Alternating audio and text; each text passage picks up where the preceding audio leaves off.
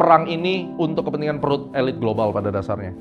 Kemudian, gue lebih lihat ke ini sih, metrik yang ini nih. Jangka panjang saya nggak pusing dulu, tetapi dua ini.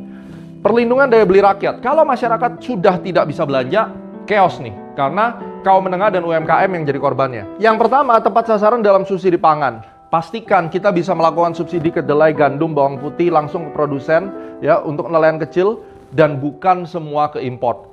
Percepat swasembada pangan, walaupun saya tahu ini telat, tetapi Pak Prabowo udah kerja keras untuk ini harus dipercepat supaya kita tidak bergantung pada import dan bansos berbasis inflasi pangan. Jika inflasi pangan melampaui 5%, mau tidak mau bansos itu harus diadakan. Kalau tidak masyarakat akan menjerit. Kita turun ketahanan industri dan UMKM, lindungi manufaktur dari import murah, cegah regulasi ini supaya industri kita bisa jalan, dan relaksasi KUR untuk UMKM terdampak. Turunkan bunga kredit usaha rakyat ke 4-5% untuk UMKM pangan dan manufaktur yang tertekan karena rupiah lemah dan BBM naik. Ini merupakan relaksasi dan ini harus segera dilakukan. Menurut saya kondisi saat ini sama kondisi COVID ini sekarang lebih parah. Jadi kalau COVID itu ada relaksasi, yuk pemerintah Anda bisa bagikan relaksasi ini untuk orang-orang yang sedang berkesusahan di dalam menjalankan UMKM-nya.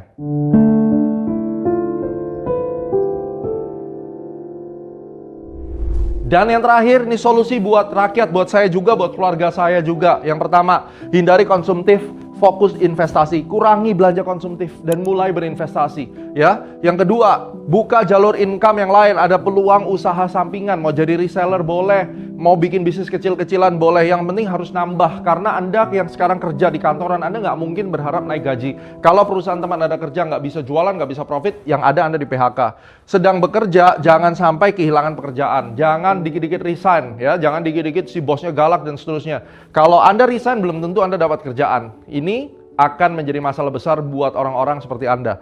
Berikutnya, tingkatkan skill, tambah income. Dengan Anda bisa nguasain bahasa Inggris yang bagus aja, minimum gaji Anda bisa naik 2-3 juta. Cobain deh, percaya sama saya ya. Dan perbanyak cash, karena cash ini pada dasarnya menjadi king sekarang ini. Jadi jangan perbanyak masalah, jangan perbanyak hal-hal yang tidak berhubungan dengan keselamatan hidupmu, perbanyak cash, dan akhirnya Anda harus tetap bagaimana caranya memiliki dana darurat. Jangan sampai Anda sakit dan tetap sehat, berolahraga ya, dan hiduplah baik-baik dengan teratur. Semoga kita bisa melewati semua masalah ini. Yang paling penting dari semua ini, kita doakan bangsa Indonesia. Kita doakan pemerintah kita harus dukung secara moral, dan tentunya semua ini pasti adalah kehendak Tuhan untuk apapun yang terjadi. Tugas kita sebagai masyarakat mendoakan negara kita menjadi lebih baik. So, pada akhirnya guys, mari kita bergerak sebelum terlambat.